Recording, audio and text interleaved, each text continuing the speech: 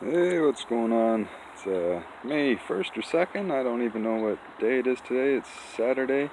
I was just out kind of prepping some gardens. I was just starting from scratch here. And saying if you guys don't have a garden or anything, all this was just, it was all soil. This is going to be my vegetable garden. And I was just showing some things you can add in. I'll show you some of my leaf piles and stuff. You save old leaves and sticks, and actually I don't have a rototiller at this place, so I gotta go get one. And stuff around the house, you just start throwing piles of leaves on top of this. If you have a bunch of newspapers at home, start throwing a bunch of newspapers in there, and start rototilling that stuff in. And I didn't even have a rototill. All this was just grass. I just got a shovel bit by bit, started chewing it up after it rained. Still pumping water out. Had an issue at the pool. Like I told you, we're doing light depth in the swimming pool or whatever, right?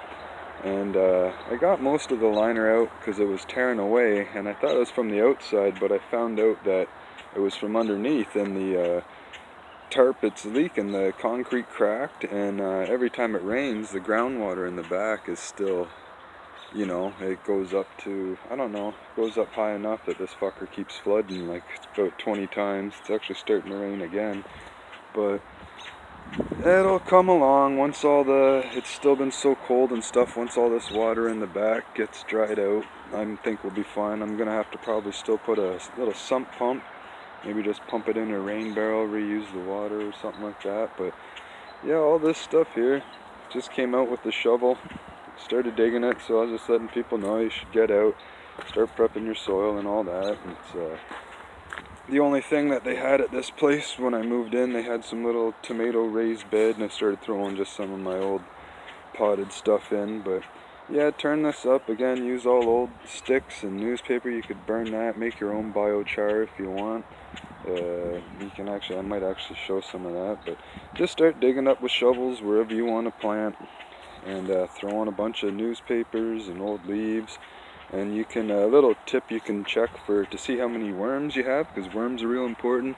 Just get something like an avocado, cut in half, and if you want to see, like, there's not many worms in here, but you can see the mycelia starting to grow in it. That's not mold, like you actually want that stuff, and we're kind of making some indoors. And there's actually a trick, you can harvest this stuff, like locally. You don't have to buy all that mycelium and mycorrhizal that I'm kind of showing you.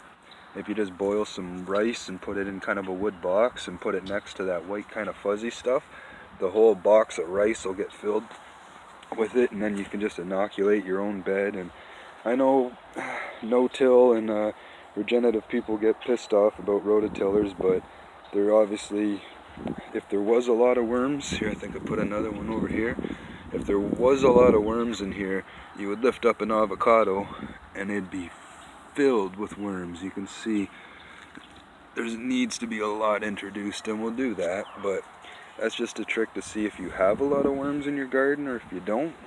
And hey, look at that. I think those are actually some pot seeds. I put some old, sure, that's how it looks like it. So I mean, yeah, they are. There's a bunch popping up in here. They're from seeds that I must have thrown in with it. But so I guess you can you can germinate seeds outside. It must be warm enough. But I do have a bit of compost, so the soil's a little warm in here. But yeah, I just wanted people to get out and start, doing their thing, getting their gardens ready. The soil that I'm going to be using will be getting delivered on Tuesday, and then you start adding your amendments, get a rototiller. Here's another little avocado in here. See, there's not a lot of worms on this property, so we're going to have to put a lot of red wigglers and see what we got going on under this one. No worms, but we're starting to get some little tiny bit of mycelia. But anyways, yeah, so I'm still just pumping this fucking pool out and getting the liners out, and so it's just down to concrete. Gonna clean it all out. If you saw the last one, it was a lot messier, but it just keeps raining and the thing will actually fill up to this other level. So as soon as the groundwater in the back, you can see it's still there, but so I hope that's not going to be an issue in a month. We still got till May 24, beginning of June. I could probably put things on here for now, but yeah, the light depth's there. I'm gonna do our 4 so you can grow along just in the back.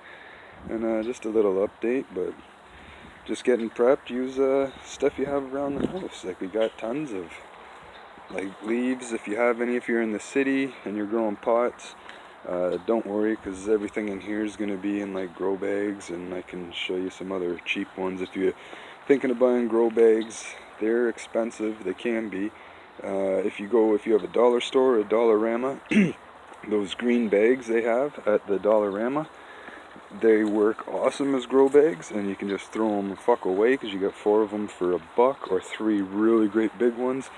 And that's just a little tip. I'll show you those. I bought a box of each of those, and I tested them outdoors, I use them indoors, and those little dollar store things work. So yeah, just a little tip, get started.